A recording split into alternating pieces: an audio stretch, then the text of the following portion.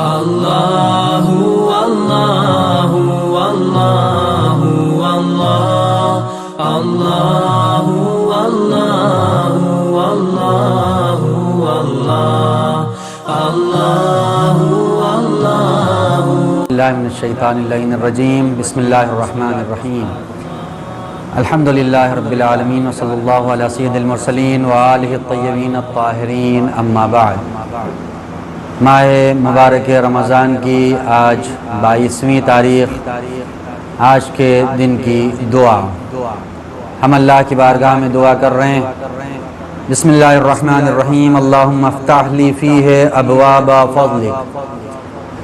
اے پروردگار، ہمارے لیے اپنے فضل کے دروازوں کو کھول دے۔ دعا جو ہو رہی عدل کے دروازے نہیں، پروردگار فضل کے دروازوں کو کھول دے، اس لیے کہ جہاں فضل و کرم پروردگار رہے گا وہیں پر انسان شامل برکات ہوگا۔ اور ہم دعاؤں میں بھی کہتے ہیں اللہم عاملنا بفضلک ولا تعاملنا بعدلک۔ پروردگار ہم سے فضل کے ساتھ حساب و کتاب کرنا، عدل کے ساتھ اور عدالت کے ساتھ حساب و کتاب نہ کرنا۔ اس لیے کہ اگر پروردگار نے عدالت کے ساتھ حساب و کتاب کرنا شروع کر دیا تو پھر تو ہم ایک دانے کا حساب بھی نہیں دے سکتے، اس لیے کہ جو ایک دانہ پیدا ہوتا ہے جسے ہم اپنے شکم میں اتارتے ہیں، اسے ایک دانے کے لیے پروردگار کی کتنی نعمتیں یکجا ہوتی ہیں تب جا کے ایک دانہ میسر ہوتا ہے۔ اسے ایک دانے کے لیے ہوا مسخر ہوتی ہے، اسے ایک دانے کے لیے موسم بنتا ہے، اسے ایک دانے کے لیے بادل آتے ہیں، اسے ایک دانے کے لیے زمین تیار ہوتی ہے، اسے ایک دانے کے لیے پانی میسر ہوتا ہے، اسے ایک دانے کے لیے کسان آگے جاتا ہے، اسے ایک دانے کے لیے مشینیں لگتی ہیں، اسے ایک دانے کے لیے نہ جانے کتنی نعمتیں یکجا ہوتی تب ایک دانہ تیار ہوتا ہے۔ پروردگار اگر دانے کا بھی حساب کرے تو ہماری ساری عبادتیں ایک طرف ہو جائیں۔ پروردگار ہمارے لیے فضل سے کام لینا، فضل سے حساب و کتاب لینا، عدالت سے حساب و کتاب نہ لینا۔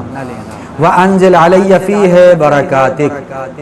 پروردگار اس ماہ مبارک رمضان میں ہم پہ برکتیں نازل فرما، اس لیے کہ اگر برکتیں نازل نہ ہوں گی تو ہمارے جتنے اعمال ہیں وہ اعمال مختصر ہی ہو کر رہ جائیں گے۔ انسان کی زندگی میں برکتیں چاہیے، ہر انسان کی حیات میں برکت چاہیے۔ دنیا برکت کی تلاش میں ہے، دنیا برکت ڈھونڈتی ہے، لیکن یہ یقین جان لیں برکت مال حلال میں ہوتی ہے، مال حرام میں نہیں ہوتی۔ برکت ہے کیا؟ مختصر سی زندگانی علامہ مجلسی، برکت یہ ہے کہ اتنی کتابیں لکھ دی اور ایک کتاب 110 جلد کی بہار الانوار۔ برکت یہ ہے کہ المیزان لکھ دی گئی، علامہ امینی نے لکھی۔ برکت یہ ہے کہ علماء نے اتنی بڑی بڑی کتابیں لکھی، علامہ امینی نے الغدیر لکھی، علامہ طباطبائی نے المیزان لکھی۔ یہ برکتیں، برکت یہ ہے کہ علماء نے مختصر سی زندگی میں شہید ثانی کی برکتیں دیکھیں، شہید اول کی برکتیں دیکھیں، آج تک ان کی لکھی ہوئی کتابوں سے علماء استفادہ کر رہے ہیں، علماء فائدہ اٹھا رہے ہیں۔ یہ برکت ہے۔ اگر برکت کو دیکھنا ہے، قرآن کریم میں پروردگار کہہ رہا ہے بسم اللہ الرحمن الرحیم انا اعطیناک الکوثر۔ اے رسول، ہم نے آپ کو کوثر عطا کیا۔